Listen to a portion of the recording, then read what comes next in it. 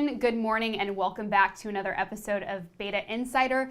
I'm your host Noelle, coming to you live from San Francisco, but my guest today joins us live from Ontario, Canada. His name is Daniel Jantzi and he is the founder of Henson Shaving.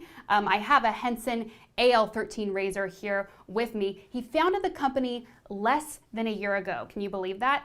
And honestly, you guys, I have to tell you, I could get emotional talking about this product. It is the answer to all of your shaving needs. He's going to tell us all about how he started the company and also just what makes this razor so unique. So let's bring him in now. Daniel Jantzi, thank you so much for joining us today on this episode of b8ta Insider. How are you? Hey everybody, how's it going? Excited to be here. Thank you. We're so excited to have you. So as I mentioned, you founded Henson less than a year ago.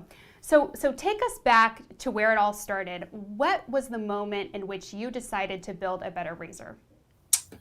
It's an interesting story. It came from sort of a not so nice unfolding of events. My family owns an aerospace manufacturing company, so we make a lot of componentry for a lot of stuff on the Mars rover, some stuff on the International Space Station, and as well as a lot of satellite constellations. And so they've been making these components for a long time. And one of the major satellite manufacturers had an issue when COVID came up and they canceled a really large project.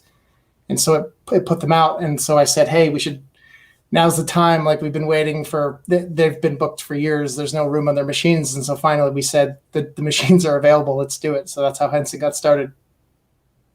Amazing. And what was it that sort of inspired you to, completely kind of redesign the safety razor? Well, it's my brother who designed it. It's his design. Really, I'm just the one who's sort of profiteering off of his his genius. He's quite talented. And so what happened was I had a razor on my desk and I was actually kind of just dragging it along a mouse pad just because I was bored. And it was bouncing along the mouse pad. And so I looked at it and the amount that the blade was sticking out was causing it to bend and bounce along the mouse pad. And so then I shaved it and I got it on the right angle. And I'm like, oh my gosh, it actually bounces kind of microscopically along my face. And I'm like, how are we okay with that? And so my brothers and I were all just kind of looking at the shaving industry as something that almost was intentionally broken. I don't, want to be a conspiracy theorist or anything here, but it's almost like it's razors have been intentionally designed to not really be that great. And so there's a lot of really good ones out there, but they're really expensive and they're more for enthusiasts. And so we wanted to create something that everybody could use. And so that's, I think, what we did.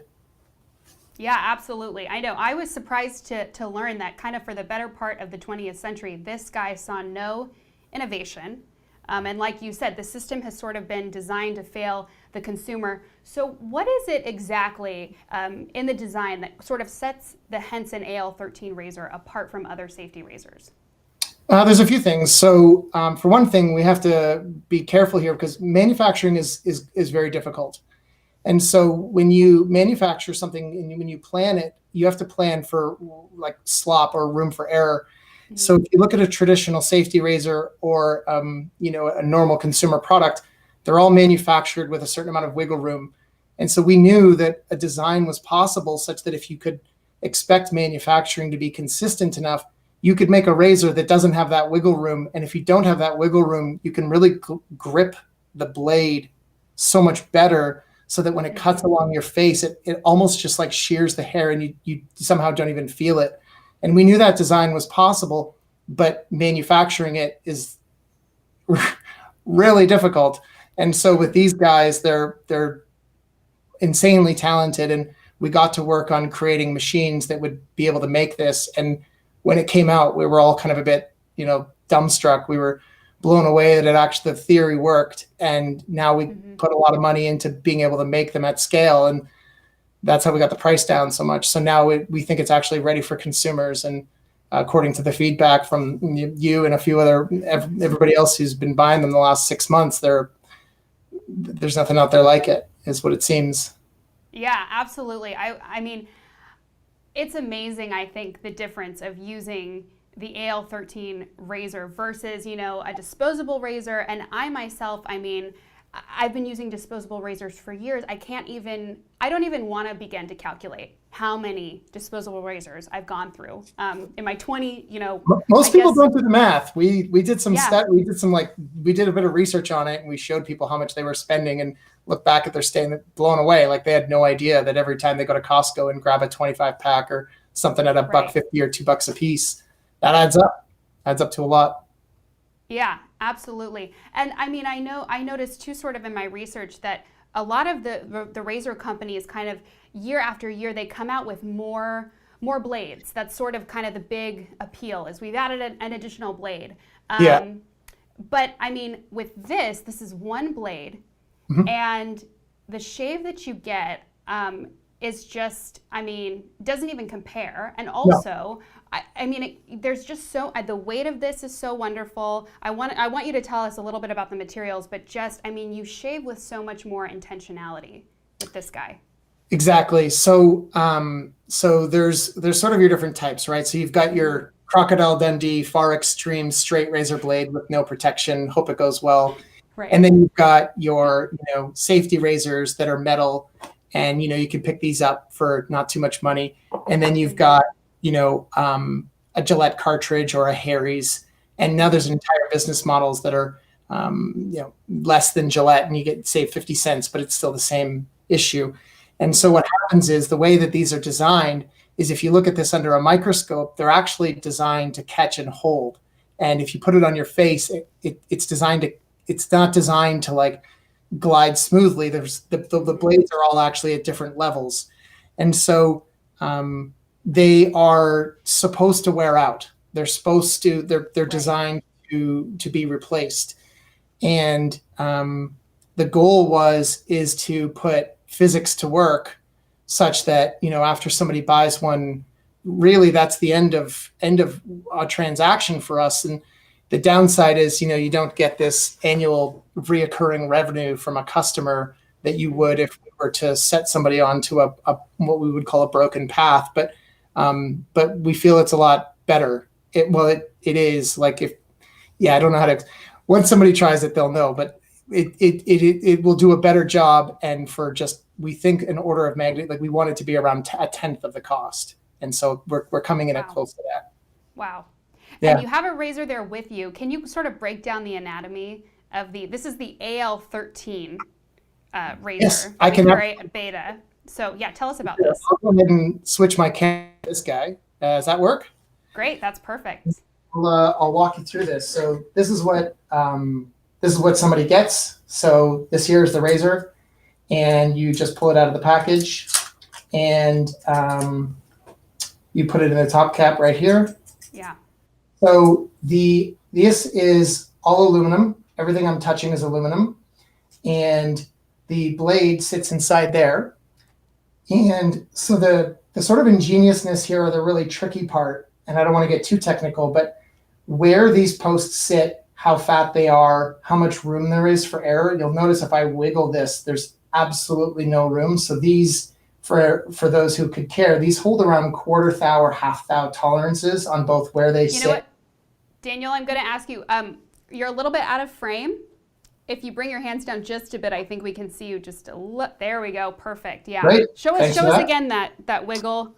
So the wiggle room that's here is almost zero. So there's no wiggle room. So because of that, we know exactly where the blade sits every single time. So if we know where the blade sits every time, then we know exactly where to put the what's called the shave plane.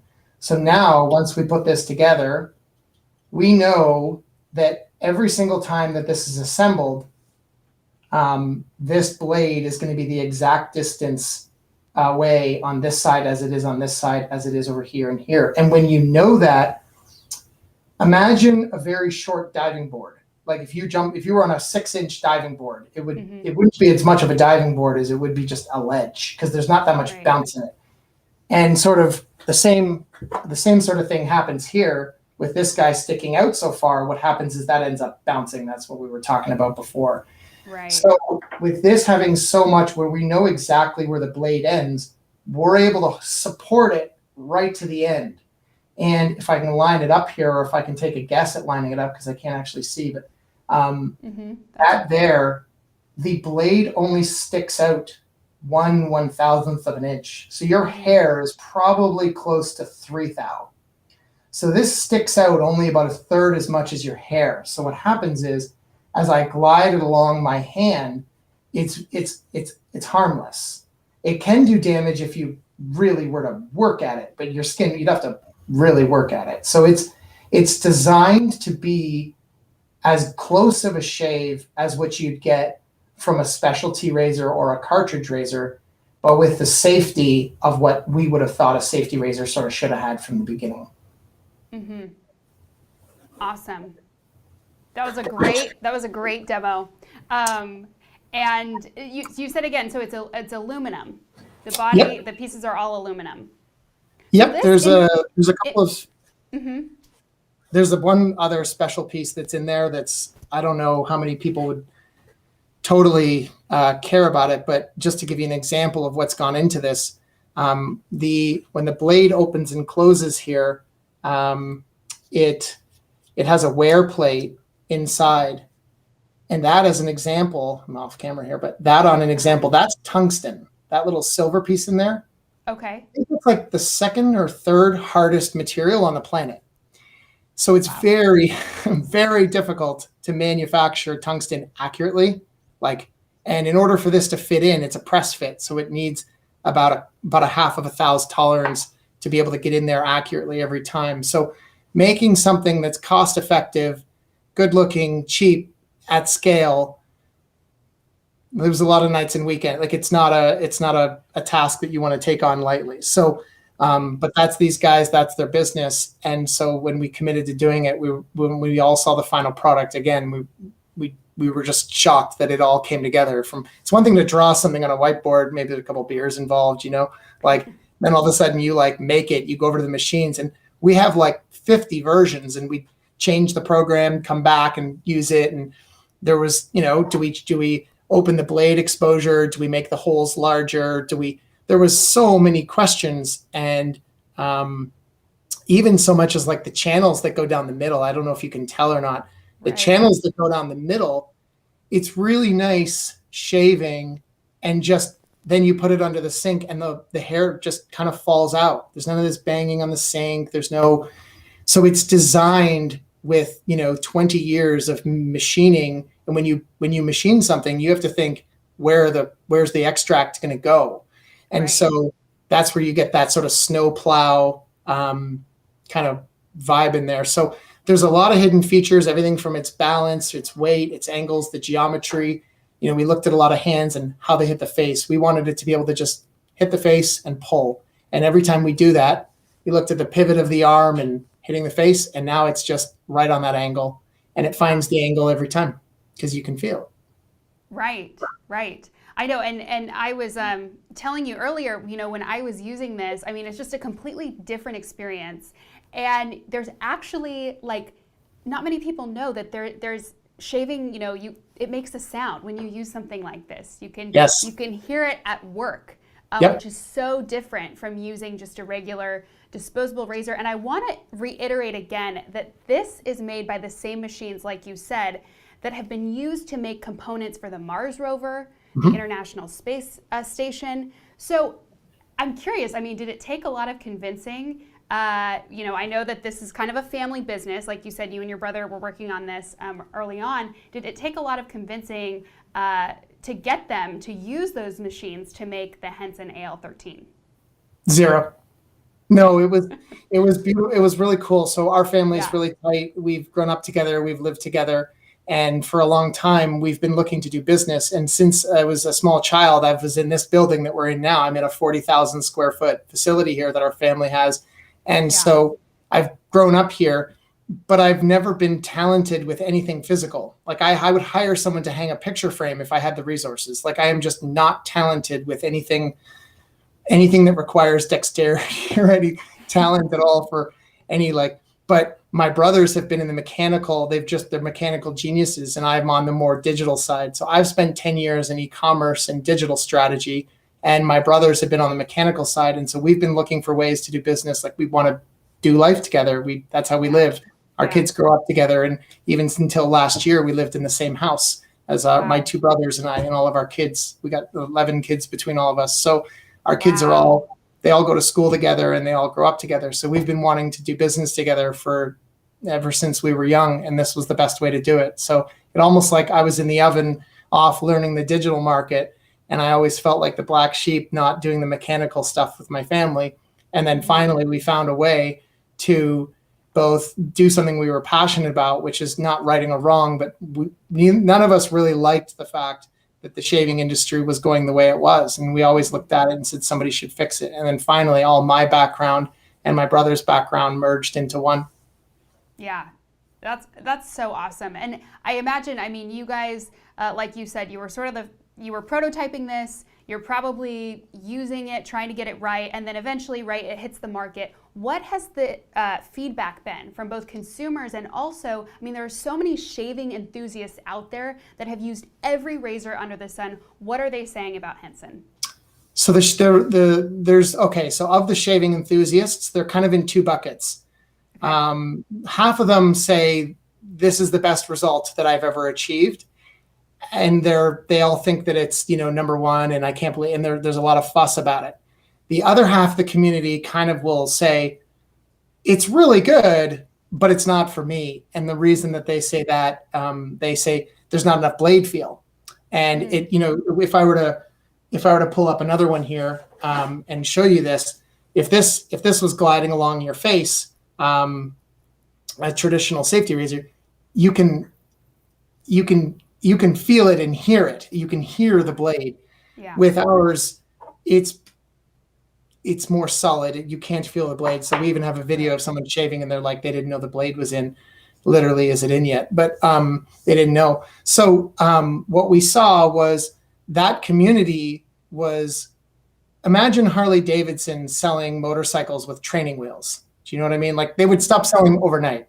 Like Harley Davidson is in the business of selling training wheels on their motorcycles. So with a safety razor, with a community whose job it is to be elegantly tactful with their shaves, all of a sudden we bring them something that they can do no wrong.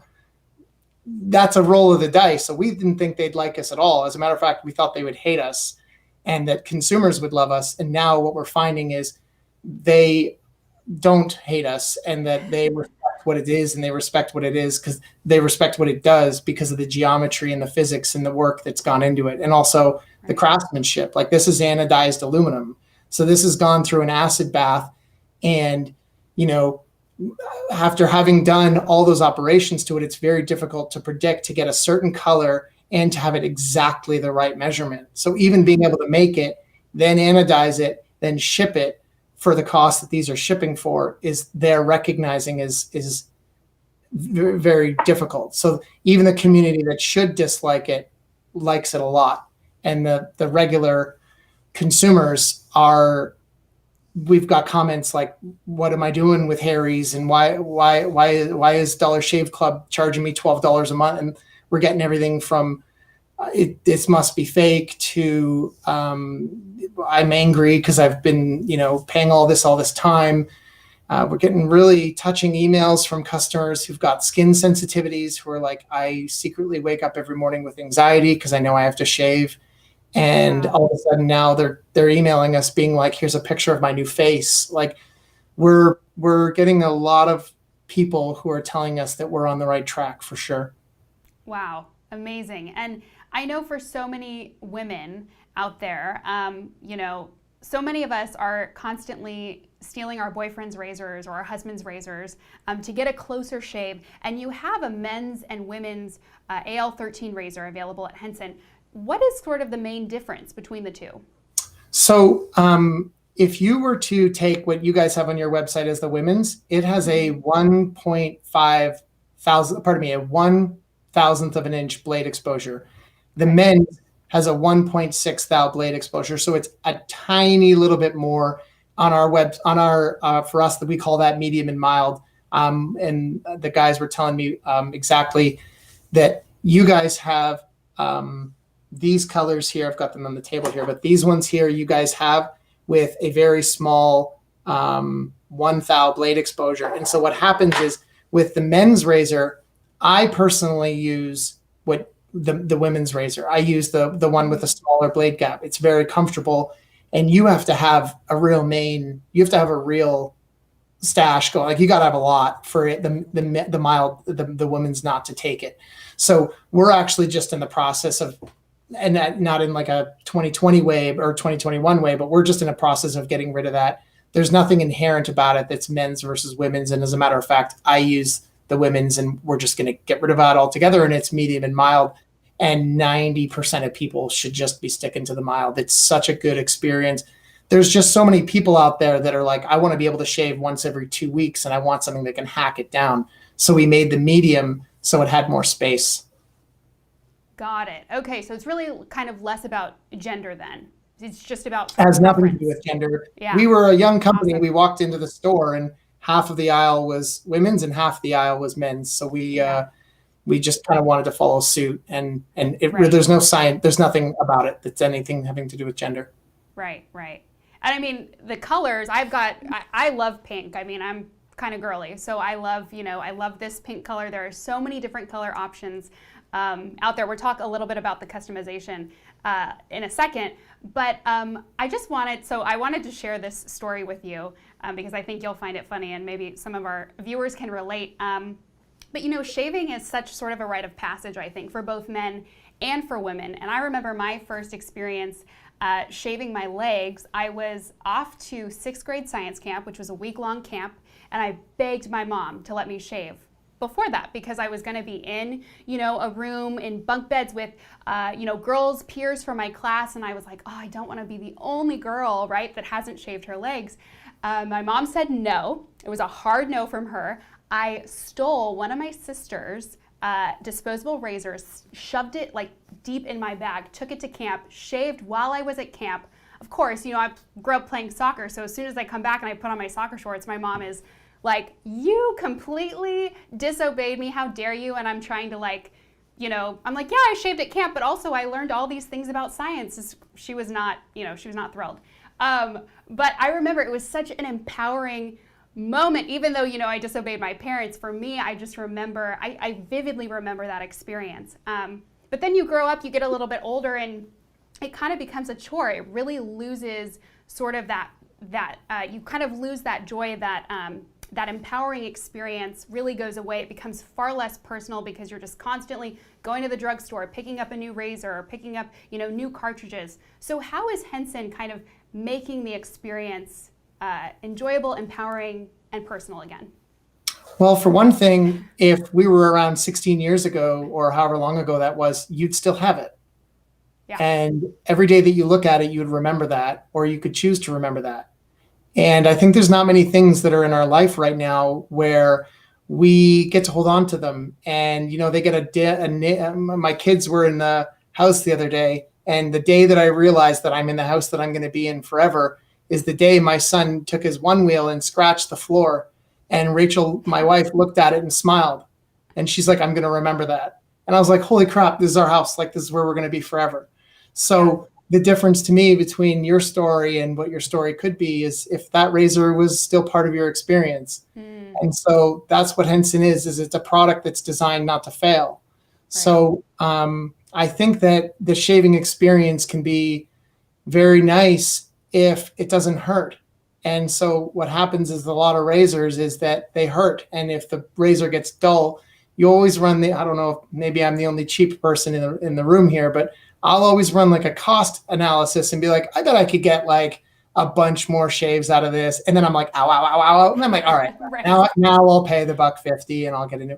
But now it's like, 10 cents for a blade, or my gosh, 8 cents for a blade, and they last a couple of weeks. Like it's always, every day is a fresh shave. So right. It really brings back, like, there's an element of like time, So this morning, my son and I put our towel on, we did our thing, the thing going in 3, didn't shave, but, and there's just, I want to teach my son that not shaving because he has no facial hair, but I want to teach him, like, take a second, take a breath, and start your day the way you want to start your day. Mm-hmm. Don't be victim to your morning, own your morning. And so I think that I want to help bring back the shaving community's nailed it. They take time. They got their bath. They got the lighting right. They really enjoy it. It's a day spa trip for them. And so it's a minute to just take a breath and enjoy it. There's all sorts of smells. There's all sorts of creams. You can get different lotions. And it's a really enjoyable experience if you can enjoy it. And so what we want to do is really bring more people into that and take more people have really what we say control of your morning. Like we want more people to just kind of take a breath and enjoy it again. Mm-hmm. Yeah, definitely. And I am just still, I think, in awe of the fact that less than a year ago, you came up with the idea for this and you've executed it in less than a year. It's a product that people will have for years to come. It's also priced at an incredibly reasonable price point. Some people might call that bad business sense. So why this it's terrible approach? Business. It's terrible. It's absolutely terrible. You want to see our balance sheet? Like we're not. Nobody's doing this. Put it this way: the key goal of the razor was we want to be 1/10 of the cost, and we want to be objectively better for anybody who tests it. Meaning, I don't want anybody to be able to go, oh, it didn't work. Like it has to work. And so, how many people told us, make your own blades, and then you can really get them on the blade. And we're like, dude. So really the only way that this works for us, the way that in 5 years from now, it's like mission win and we did a really good job, is if we sold these at scale. And the only way that they'll make money at scale is if they actually work. There's not enough marketing dollars in the world. And if you look at our sale price and how much it costs to make it, there's not enough money for marketing, just flat out. Mm-hmm. So the only way that this works is if either the marketing is very efficient, meaning it's actually really great, a great product, or that people tell people. And so all of our sales right now to date are people telling people. We don't have any marketing. So we had marketing live for a month or so when we started just to get the name out. And we said, we got to turn it off. So, but no, we're very much expecting that the product's legitimacy has to be what carries it. And really, again, it's my brothers. I didn't think of this. My brothers and I were all going through just a total reset of what is life and how when that customer had that issue and they had to cancel the project, it was, do we lie over and do we go get a new customer? Do we take it into our own hands? Like how do you handle that kind of there was millions invested into that. And we're just a small family company of 40, 50 employees here. This isn't a big conglomerate. So a really big hit to the family. And so when we saw this opportunity, it was really something we stepped into together. Right. Yeah. I mean, I think you guys are going to have to brace for impact because I've already told like 5 of my friends, I'm like, maybe keep it down for a few more weeks. We're way behind. So the inventory you guys have is like, you're the only inventory in the country. Like, so you just chill for like a few weeks, but we got lots more coming. And last question for you, Daniel. Tell me about the name behind not only the razor, AL13, but also behind Henson. Okay, so I'm like obviously a huge Tesla fanboy, and I just love what Elon's done. I think Elon's just taken such a really neat approach to manufacturing. He's smart, but he's also super humble. He's aggressive, but he's calm. I really like him a lot. And so I also like the fact that he named his company after the inventor. And it's really gone back to a tribute of the way things used to be done. So if you look at a Tesla, they've manufactured the car not to die. Like it's not designed to fail. Mm-hmm. And that was really a lot of motivation for me over the last few years. And finally, when I got my Tesla, I knew that I wanted to make something that would last.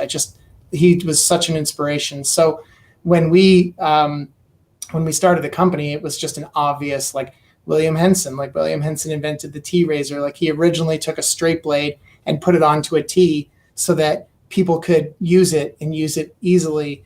And it was designed to like make people's days better. That's literally what it was.